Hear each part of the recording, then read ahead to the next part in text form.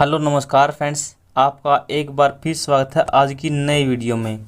Chapter number 8 मानव पर्यावरण अन्योन्य क्रिया उष्णकटिबंधीय उपोष्ण प्रदेश।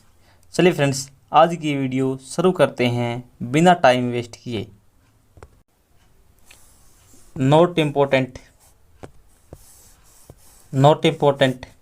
आप वीडियो रोककर इन सबको पढ़ सकते हैं, लेकिन यहाँ से एग्जाम में कोई प्रश्न नहीं आएगा। उष्णकटिबंधीय प्रदेश कर्क रेखा मकर रेखा के मध्य स्थित हैं।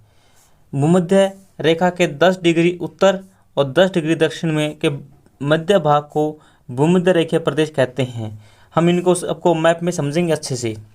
अमेजन नदी इसी प्रदेश में होकर बहती है, यानी अमेजन नदी कहाँ बहती है? भूमध्य रेखीय प्रदेश में बहती है। ध्यान दें कि पश्चिम में पर्वतों से निकलकर, जो पश्चिम में पर्वत हैं वहाँ से अमेजन नदी निकलकर पूर्व में अंध महासागर में गिरती है। यहाँ से एग्जाम में प्रश्न आ सकता है कि अमेजन नदी किस दिशा से निकलती है और किस दिशा में किस महासागर में गिरती है। पश्चिम पर्वतों से निकलकर पूर्व में अंध महासागर में गिरती है, याद रखेंगे। जिस स्थान पर कोई नदी किसी अन्य जल राशि में मिलती है उसे उस नदी का मुहावना कहा जाता है। जिस प्रकार अमेजन नदी का मुहावना कौन सा है? अंध महासागर है। इसी प्रकार कोई भी नदी किसी भी जल राशि में मिल सकती है। जल राशि एक झील हो सकती है, एक तालाब हो सकता है, एक सागर हो सकता है, एक महासागर हो सकता है, और एक नदी दूसरी नदी में मिल सकती है। यानी जहाँ पर नदी किसी दूसरी नदी में या दूसरी जल राशि में मिलती है वो क्या होता है? नदी का मुहावना होता है। लेकिन जहाँ से नदी निकलती है उसे क्या कहा जाता है? उसे स्रोत बोला जाता है नदी का। अंग्रेजी में इसे सोर्स बोलते हैं। अमेजन नदी में बहुत सारी सहायक नदियाँ मिली हैं, यानी बहुत सारी नदियों का अमेजन नदी मुहाना है। अमेजन बेसिन का निर्माण करती हैं। अमेजन बेसिन का निर्माण बहुत सारी नदियाँ करती हैं। अमेजन नदी की बेसिन कहाँ कहाँ पर? ब्राज़ील में है, पेरू में है, बोलिविया, इक्वेडोर, कोलंबिया, वेनेजुएला छोटे से भाग अपवाहित होते हैं। यहाँ से आपके एग्जाम में प्रश्न आ सकता है। एग्जाम में प्रश्न पूछा जाएगा कि अमेजन नदी की बेसिन किस देश में नहीं है? इनमें से कोई देश नहीं दिया मिलेगा। याद रखेंगे, Brazil, Peru, Bolivia, Ecuador, Colombia, Venezuela. क्या आप इस बेसिन में स्थित उन देशों के नाम बता सकते हैं जो भूमध्य रेखा गुजरती है जहाँ से? क्या आप इस बेसिन में स्थित उन देशों के नाम बता सकते हैं जहां से भूमध्य रेखा गुजरती है? इन सबको हम मैप में देखेंगे। इस पैराग्राफ में क्या लिखा है? जब स्पेन के अन्वेषक कौन होते हैं? खोजकर्ता। इस नदी की खोज की तब सिर पर सुरक्षा कवच हेडगियर, जिस प्रकार आज हम हेलमेट पहनते हैं उसी प्रकार एक हेडगियर होता था। घास के सरकट पहने कुछ स्थानीय आदिवासी उन पर आक्रमण किया। किन पर? जो खोज करने आए थे स्पेन के व्यक्ति, इन पर वहाँ के जो स्थानीय आदिवासी थे अमेजन के, उन्होंने इन पर आक्रमण कर दिया। यह आक्रमण किया। आक्रमणकारियों ने उन्हें प्राचीन रोमन साम्राज्य अमेजोन्स नामक महिला योद्धा के आक्रमण समूह की याद दिलाई, और इस स्थान का नाम क्या पड़ गया? अमेजन पड़ गया। यानी कि रोमन साम्राज्य की अमेजोन्स नामक महिला थी योद्धा। इस योद्धा ने इनके साथ आदिवासियों के साथ प्रेम किया, लड़ाई झगड़ा किया, यानी किसी प्रकार से कहो इनको मना लिया। मनाने के बाद उस नदी की खोज की। उस नदी की खोज करने के कारण यहाँ का नाम, इस नदी का नाम अमेजन पड़ गया। चलिए आगे चलते हैं। यह मैप दिखाया गया है, तो इस मैप का एक बार अध्ययन करते हैं। 0 डिग्री सेल्सियस कौन सी है? भूमध्य रेखा है। और 10 डिग्री सेल्सियस कर्क रेखा और इधर मकर रेखा। इन दोनों के बीच के स्थान को क्या कहा जाता है? उष्ण कटिबंधीय प्रदेश कहा जाता है, या कहा जाता है भूमध्य रेखीय प्रदेश। इस क्षेत्र को अमेजन नदी इसी में बहती है, देख लीजिए।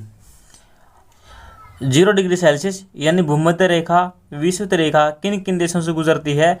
दक्षिण अमेरिका में इक्वेडोर, कोलंबिया, इधर ये ब्राज़ील है, ब्राज़ील से गुजरती है।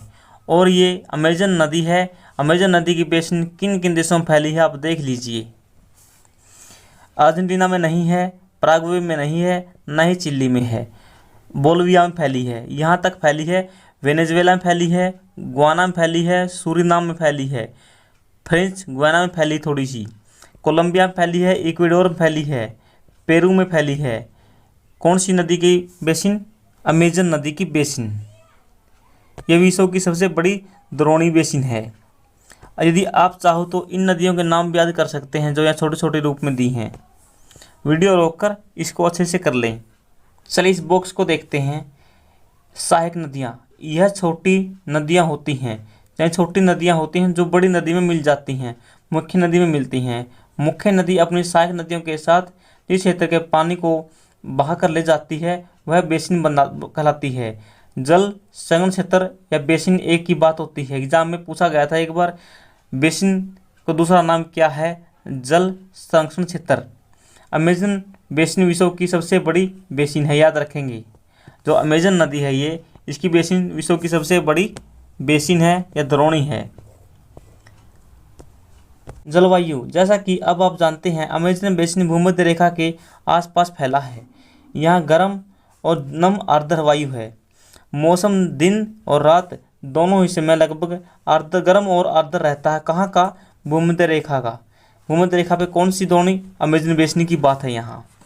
तथा शरीर में चिपचिहाहट महसूस होती है, यानी जो लोग अमेजन बेसिन में रहते हैं उनके शरीर में पसीना आता है। पसीना आने से शरीर में चिपचिहाहट रहती है। इस प्रदेश में लगभग प्रतिदिन वर्षा होती है और कोई पूर्व चेतावनी के बिना, यानी प्रतिदिन वर्षा होती है, कोई चेतावनी नहीं होती कब वर्षा होगी। दिन का तापमान उच्च होता है और आर्द्र होता है। रात के समय तापमान कम हो जाता है लेकिन आर्द्रता ज्यों की त्यों बनी रहती है। दिन के समय तापमान भी अधिक और आर्द्रता भी उच्च होती है, लेकिन रात के समय तापमान तो कम हो जाता है लेकिन आर्द्रता वैसी की वैसी बनी रहती है। यहाँ से एग्जाम में कौन सा प्रश्न आ सकता है? यहाँ से पूछा जा सकता है कि प्रतिदिन वर्षा कहाँ पर होती है? भूमध्य रेखीय प्रदेशों में होती है। कहाँ पर? अमेजन बेसिन में। और यहाँ की जलवायु कैसी है? गर्म व आर्द्र है। बस ये दो प्रश्न यहाँ से एग्जाम में पूछे जा सकते हैं। आगे वर्षा वन। इन प्रदेशों में अत्यधिक वर्षा के कारण यहाँ की भूमि पर सघन वन पाए जाते हैं। कहाँ की बात है? भूमध्य रेखीय प्रदेशों की बात है। वह इतने सघन होते हैं कि पत्तियों तथा शाखाओं की छत सी बन जाती है। यानी जो पत्तियां होती हैं और शाखाएं होती हैं उनकी छत बन जाती है, जिसके कारण सूर्य का प्रकाश धरती पर नहीं आता। यहाँ की भूमि प्रकाश रहित नम बनी रहती है, यानी यह जो जमीन है, भूमि है, उस पर प्रकाश नहीं आता। इस कारण से वहाँ पर भूमि में नमी बनी रहती है। यहाँ केवल वही वनस्पति पनप सकती हैं।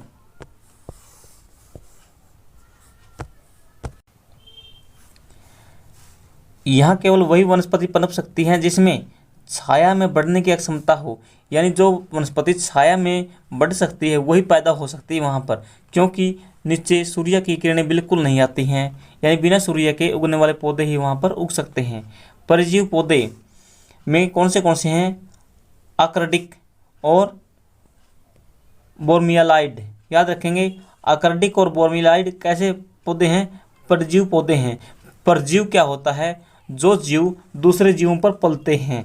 जिस प्रकार अमरबेल एक परजीव है, यह आकर्डिक और बोर्मियालाइड अपना भोजन दूसरे पौधों से प्राप्त करते हैं। वर्षा वन में प्राणी जात की प्रचुरता होती है, यानी यहाँ पर जो प्राणी हैं, जीव जंतु है, बहुत ज़्यादा पाए जाते हैं। टुक्कन, गुंजन पक्षी, याद रखेंगे टुक्कन को। रंगीन पक्षी, मैकाओ, भोजन के लिए बड़ी चोंच वाले विभिन्न प्रकार के पक्षी पाए जाते हैं जो भारत में पाए जाने वाले सामान्य पक्षियों से भिन्न है, यानी भारत में जो पक्षी पाए जाते हैं उनसे अलग हैं। कौन से पक्षी पाए जाते हैं? टुक्कन, गुंजन पक्षी, रंगीन पक्षी, मैकाओ और लंबी चोंच वाले। यहाँ से एग्जाम में प्रश्न आ सकता है कि टुक्कन पक्षी कहाँ मिलते हैं, गुंजन पक्षी कहाँ मिलते हैं, मैकाओ किस देश में पाए जाते हैं, कहाँ पाए जाते हैं, और लंबी चोंच वाले पक्षी मोस्टली अधिकतर कहाँ मिलते हैं? अमेजन में मिलते हैं। प्राणियों में बंदर, ये तो पक्षी थे, ये बंदर मिलते हैं यहाँ पर।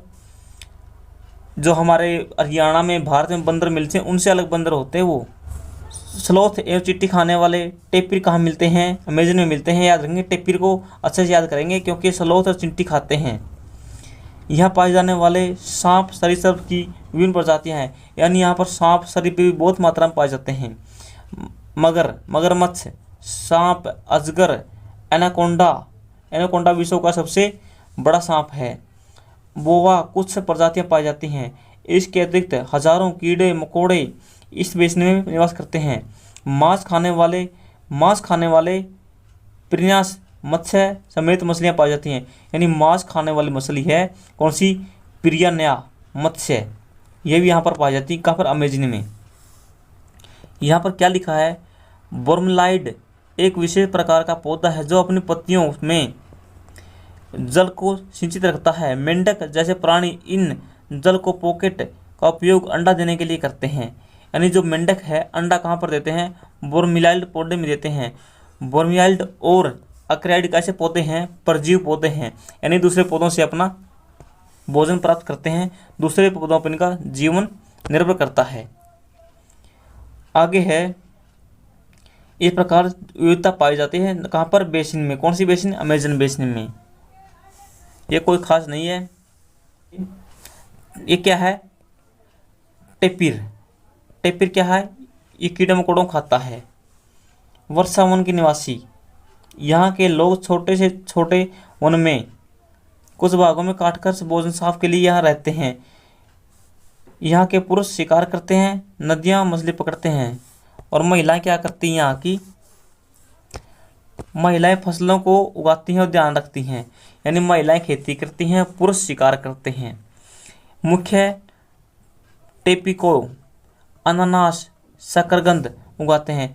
यहाँ की मुख्य फसलें कौन कौन सी हैं? अमेजन बेसिन की। टेपिकोए याद रखेंगे, अनानास और शकरकंद। क्योंकि मछलियाँ या शिकार मिलना अनिश्चित होता है, ऐसी महिलाएं ही अपनी उगाई साग सब्जियों से परिवार का भरण पोषण करती हैं। कर्तन दहन खेती यहाँ पर की जाती है। कर्तन दहन को झूम कृषि बोलते हैं भारत में, और संतांतरण कृषि बोला जाता है। इनका मुख्य आहार क्या है? मेनिकोए। जो अमेजन बेसिन में लोग रहते हैं इनका मुख्य व्यवसाय, अमेजन बेसिन में जो लोग रहते हैं इनका मुख्य आहार कौन सा है? खान पान क्या है? मैनियोक खान पान है अमेजन बेसिन के लोगों का। कर्तन दहन यहाँ पर कृषि की जाती है, जिसे कैसावा भी कहते हैं। कैसावा बोलो या मैनियोक, बात एक है। यहाँ आलू की तरह जमीन में उगाया जाता है। जिस प्रकार आलू शकरकंदी जमीन में उगाए जाते हैं, इस प्रकार से मैनियोक या कैसावा को जमीन में उगाया जाता है। ये चींटियों की रानी एवं अंडकोश भी खाते हैं। यानी चींटियों की रानी को भी खा जाते हैं और जो उनके अंडकोश होते हैं उनको भी खा जाते हैं। यानी अपना पेट भरने के लिए ये सब कुछ खाने के लिए मजबूर रहते हैं। काफ़ी, मक्का, कोको, नकदी फसल भी यहाँ उगाई जाती हैं। कहाँ पर? ब्राज़ील में, अमेजन में। कॉफ़ी, मक्का, कोको जैसी फसलें उगाई जाती हैं। ये कैसी फसलें? नकदी फसलें हैं। याद रखेंगे, कोको, मक्का, कॉफ़ी नकदी फसलों में आती हैं। वर्षा वन अत्यधिक मात्रा में घरों के लिए लकड़ी प्रदान करते हैं। कुछ परिवार मधुमक्खियों के छत्ते के आकार वाले छप्पर घर बनाते हैं। यहाँ पर मकान कैसे बनाए जाते हैं? मधुमक्खियों के छत्ते के आकार के घर बनाए जाते हैं। जबकि कुछ लोग मलोक्का कहे जाने वाले अपार्टमेंट जैसे घर बनाए जाते हैं, जिनकी छत तीव्र होती है। तीव्र क्यों बनाई जाती है? क्योंकि वहाँ प्रतिदिन वर्षा होती है और आपको पता है कि वर्षा का पानी जल्दी से नीचे आ जाए, इसीलिए यहाँ पर अपार्टमेंट, मलोक्का यानी तीव्र छत वाले घर बनाए जाते हैं और मधुमक्खी के छत्ते वाले जैसे छप्पर घर भी यहाँ बनाए जाते हैं। क्या लिखा है इस बॉक्स में? देखते हैं। कर्तन व दहन पत्ती में किसान पहले वृक्षों की झाड़ियों को काटकर साफ करते हैं और फिर को जला जाता है। पोषक तो मिट्टी में मिल जाते हैं। इस साफ भूमि को कुछ समय के लिए खेती की जाती है। जमीन के इस टुकड़े के बार बार प्रयोग से मिट्टी में पोषक तत्वों का अभाव हो जाता है। इस टुकड़े को छोड़कर अन्य टुकड़े को साफ किया जाता है, फिर वहाँ पर कृषि की जाती है। ये कर्तन किस कृषि की बात है? कर्तन दहन कृषि की बात है और कोई खास नहीं यहाँ पर। आगे क्या लिखा है? अमेजन बेसिन के लोगों का जीवन धीरे धीरे बदलता रहा है। पुराने समय में वन के अंदर पहुंचने के लिए नदी मार्ग का एकमात्र उपाय था। यानी नदी के द्वारा ही वन में पहले पहुंचा जा सकता था। 1970 में ट्रांस अमेजन महामार्ग 1970 में कौन सा महामार्ग बनाया गया? ट्रांस अमेजन महामार्ग बनने से वर्षा वन के समय सभी भागों तक पहुंचना संभव हो गया है, यानी सभी भागों तक पहुंचा जा सकता है। किस महामार्ग के द्वारा? 1970 में बना था ट्रांस अमेजन महामार्ग, याद रखेंगे। अनेक स्थानों पर पहुंचने के लिए जहाज़ों का प्रयोग हो जाता है, हेलीकॉप्टरों का प्रयोग किया जाता है। इस प्रक्रिया के फलस्वरूप वहां की मूल आबादी को उस क्षेत्र से बाहर निकलकर नए क्षेत्र में बसना पड़ा। वे अपने पौराणिक तरीके से खेती करते रहे हैं। यहाँ से एग्जाम में प्रश्न आ सकता है आपके कि ट्रांस अमेजन महामार्ग का निर्माण कब किया गया? 1970 में किया गया था। इस महामार्ग के बनने से जो अमेजन बेसिन है वहाँ पहुँचना आसान हो गया है। पहले पहुँचने का एकमात्र रास्ता था नदी मार्ग, और हवाई जहाज़ों हेलीकॉप्टरों के द्वारा यहाँ पहुँचा जा सकता है। बस और कोई बात नहीं यहाँ पर।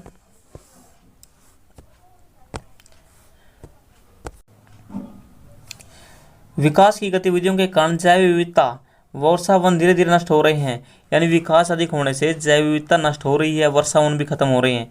ऐसा अनुमान लगाया जाता है कि प्रतिवर्ष अमेजन वर्षा वन का बड़ा भाग लुप्त हो रहा है। इन जो अमेजन बेसिन के वर्षा वन हैं वो लुप्त हो रहे हैं। आप देख सकते हैं कि वर्षा वन लुप्त कैसे 8.6 चित्र में दिखाया गया यहाँ पर।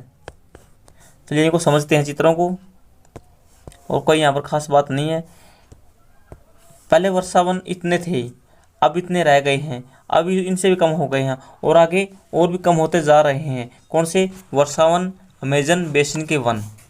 क्यों हो रहे हैं? विकास के कारण। गंगा ब्रह्मपुत्र बेसिन में जीवन। गंगा ब्रह्मपुत्र की सहायक नदियां मिलकर भारतीय उपमहाद्वीप में गंगा ब्रह्मपुत्र बेसिन का निर्माण करती हैं। यह बेसिन 10 डिग्री उत्तर से 30 डिग्री अक्षांश के मध्य है। यानी यह याद रखेंगे, जो गंगा ब्रह्मपुत्र बेसिन है वो कहाँ से कहाँ तक है? 10 डिग्री उत्तर से लेकर 30 डिग्री उत्तर अक्षांश के मध्य है। कौन सी? गंगा ब्रह्मपुत्र बेसिन एक उपोष्ण क्षेत्र में है। उपोष्ण का होता है जहाँ पर ना तो अधिक गर्मी हो ना अधिक सर्दी हो। घाघरा, सोन, चंबल, गंडक, कोसी किसकी सहायक नदी है? गंगा की सहायक नदी। याद रखेंगे, एग्जाम में पूछा जा सकता है कि गंगा की सहायक नदी कौन सी है? घाघरा, सोन, चंबल, गंडक, कोसी में ढूंढेंगे, कोई काम की बात नहीं। गंगा एवं ब्रह्मपुत्र के मैदान, पर्वत एवं हिमालय के गिरिपद तथा सुंदर डेल्टा।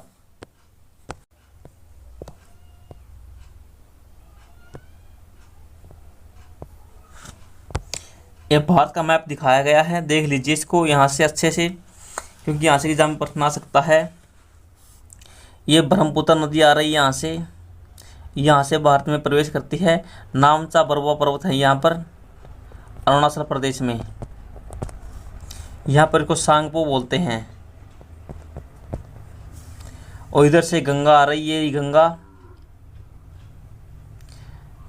गंगा की सहायक नदियाँ कौन सी हैं आप देख सकते हैं। और बांग्लादेश में दोनों मिल जाती हैं, जिसे पद्मा बोला जाता है। और फिर कहाँ मिल जाती है? बंगाल की खाड़ी में गिरती है गंगा ब्रह्मपुत्र बेसिन।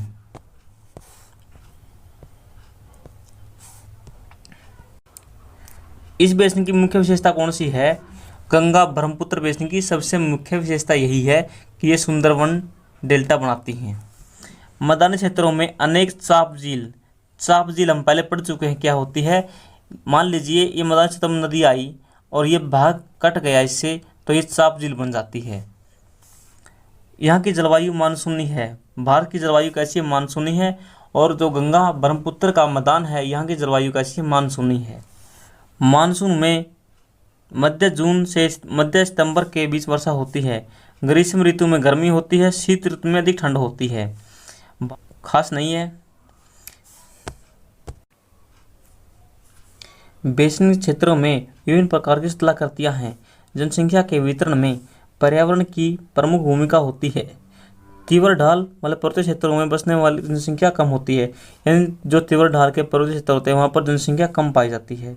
गंगा ब्रह्मपुत्र बेसिन के पर्वतीय क्षेत्रों में कम लोग रहते हैं और मानव प्रवास के लिए मैदानी भाग उपयुक्त हैं, यानी मैदानी भागों में जनसंख्या घनत्व उच्च पाया जाता है। यहाँ की मिट्टी उपजाऊ होती है। यहाँ पर विभिन्न प्रकार की फसलें उगाई जाती हैं समतल भूमि के कारण। समतल भूमि है इस कारण यहाँ अधिक फसलें उगाई जाती है। यहाँ के लोगों का मुख्य व्यवसाय क्या है? कृषि है।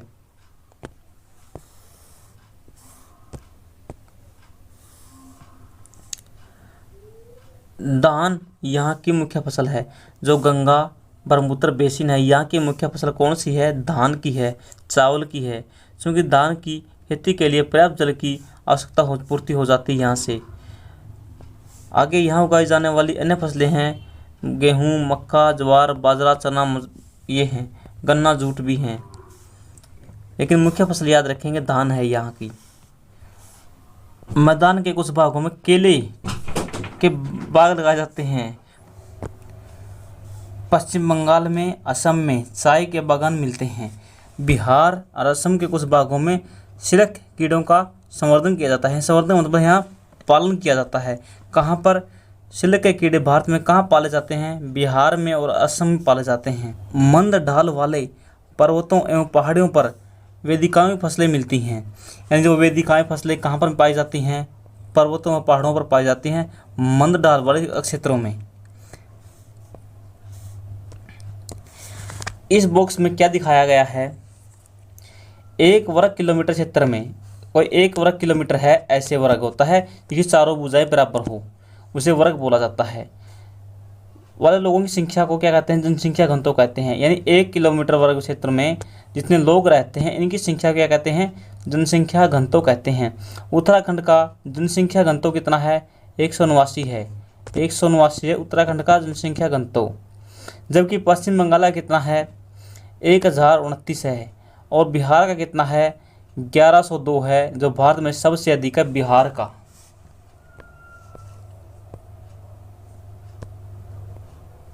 आगे है विभिन्न भू आकृतियों के अनुसार वनस्पतियों में विभिन्नता पाई जाती है।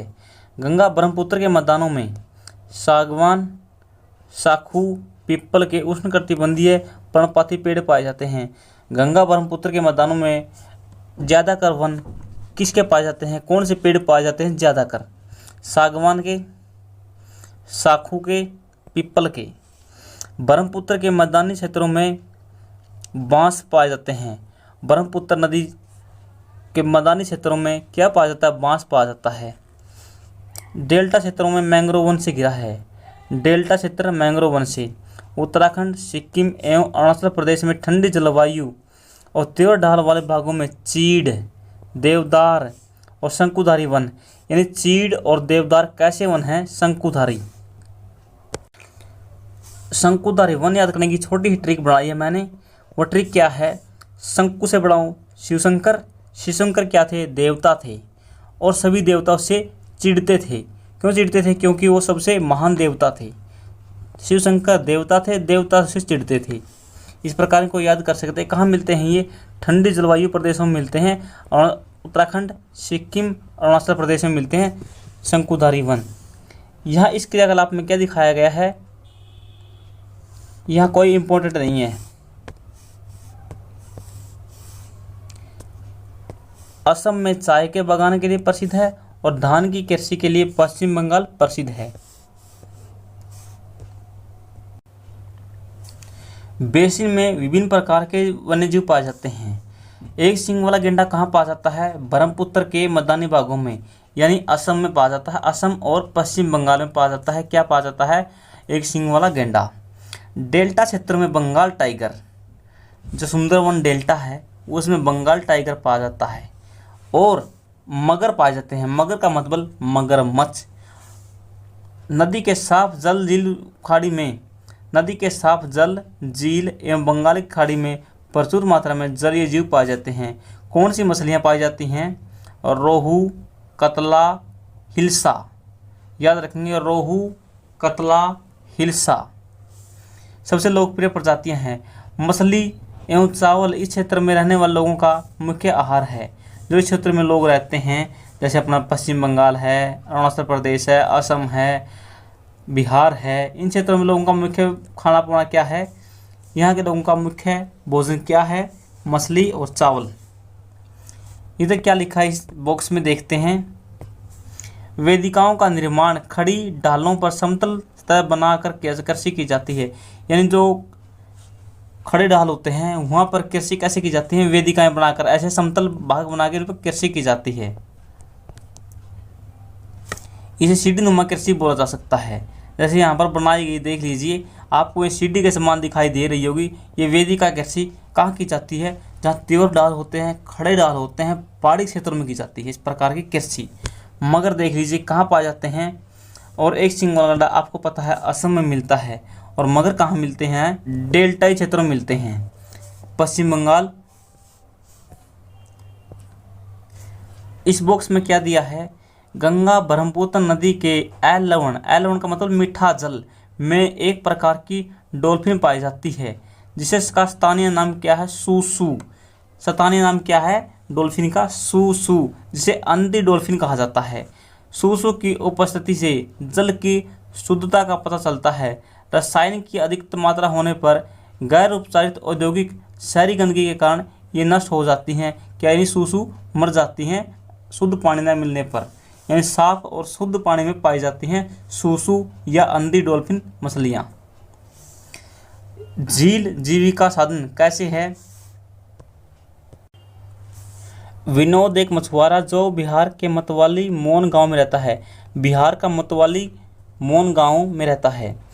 आज वह एक प्रसन्न व्यक्ति है। मछलियों के विभिन्न प्रजातियों को पालने के कारण उसके अपने मछुआरे रविंद्र कोश की कोई खास बात नहीं है। यहाँ पर एक चाप झील आपको पहले पढ़ चुके हैं। झील में उगने वाले स्थानीय खरपतवार कौन से हैं? वेलिनेरिया, हाइड्रला। ये क्या है? वेलिनेरिया और हाइड्रिया क्या है? मछलियों का भोजन होता है। ये झील के आसपास भूमि उपजाऊ होती है। वह इस जमीन पर धान, मक्का, दलहन फसलें बोता है। और कोई खास बात नहीं। यहाँ पर अंधी डॉल्फिन आप देख लीजिए चित्र में अच्छे से। ये कहाँ पाई जाती है? गंगा ब्रह्मपुत्र के साफ पानी में पाई जाती है।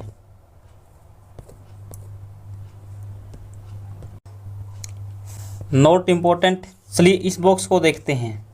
सार्वभौमिक स्वच्छता कवरेज प्राप्त करने और स्वच्छता पर ध्यान देने के लिए भारत के प्रधानमंत्री ने 2 अक्टूबर 2014 को स्वच्छ भारत मिशन की शुरुआत की थी। एग्जाम में पूछा जाता है स्वच्छ भारत मिशन की शुरुआत कब की गई थी? 2 अक्टूबर गांधी जयंती के दिन 2014 में की गई थी।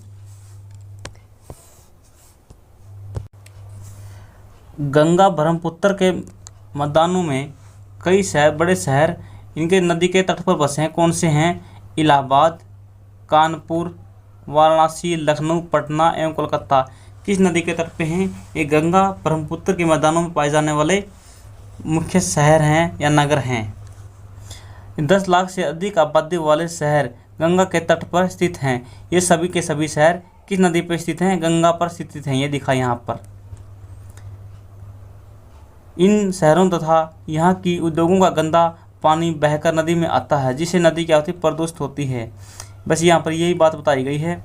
ये कोई खास बात नहीं है। यहाँ पर यहाँ से ध्यान रखेंगे कोलकाता हुगली नदी पर स्थित है। कोलकाता किस पर है? हुगली नदी पर स्थित है। एक महत्वपूर्ण पत्तन है। मैदानी क्षेत्र में कई बड़े पत्तन भी हैं। एक याद रखेंगे कि वाराणसी शहर किस नदी के तट पर है? गंगा नदी के तट पर है। नमामि गंगे क्यों चलाई गई थी? गंगा नदी के संरक्षण के लिए।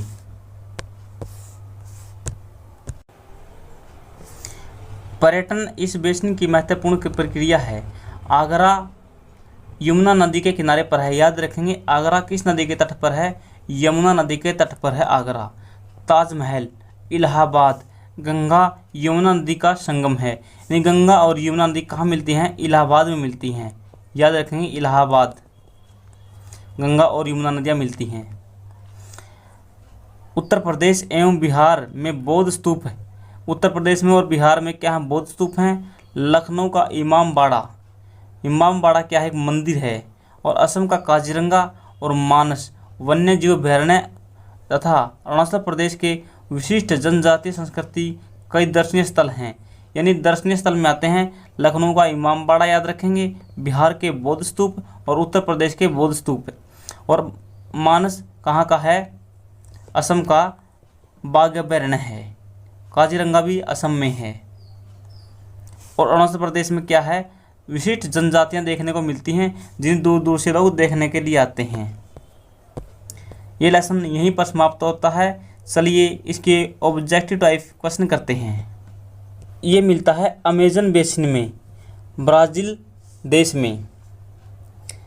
मैनियोक मैनियोक कहाँ का प्रमुख भोजन है? अमेजन का प्रमुख भोजन है मैनियोक, हमने पढ़ा था। कोलकाता किस नदी के तट पर है? हुगली नदी के तट पे है। देवदार एवं फर, यहाँ पर नया शब्द आया फर, लेकिन देवदार से हम जानते हैं कि जो शिव शंकर थे वो एक देवता थे, यानी शंकुधारी वृक्ष। आसानी से याद हो गया ट्रिक से। देवता क्या थे? शंकु थे। जो हमारे शिव शंकर हैं वो एक देवता थे। बंगाल टाइगर कहाँ मिलते हैं? बंगाल टाइगर कहाँ मिलते हैं? डेल्टाई क्षेत्रों में मिलते हैं, और यहीं पर मगर मिलते हैं। आगे चलते हैं। प्रश्न नंबर 3, निम्नलिखित शब्दों को मिलाकर सही जोड़े बनाइए। सूती कपड़े कहाँ मिलते हैं? गंगा के मैदान में पहने जाते हैं, क्योंकि यहाँ पर कपास होती है, और सूती कपड़े पहने जाते हैं क्योंकि यहाँ पर गर्मियों में अधिक गर्मी पड़ती है, इस कारण से। और रेशम कीट रेशम पाला जाता है। काजीरंगा एक अभयारण्य है, कहाँ? असम में है। और पेरियांश क्या है और मलौका क्या है? मलौका एक ढालू छत है, और पेरियांश एक मछली का नाम है, हमने पढ़ा था। और वेदिका कृषि कहाँ की जाती है? जो सोपानों के रूप में की जाती है पर्वतों पर, जहाँ पर तीवर डाल होते हैं। और वाराणसी गंगा नदी के तट पर एक बसा शहर है।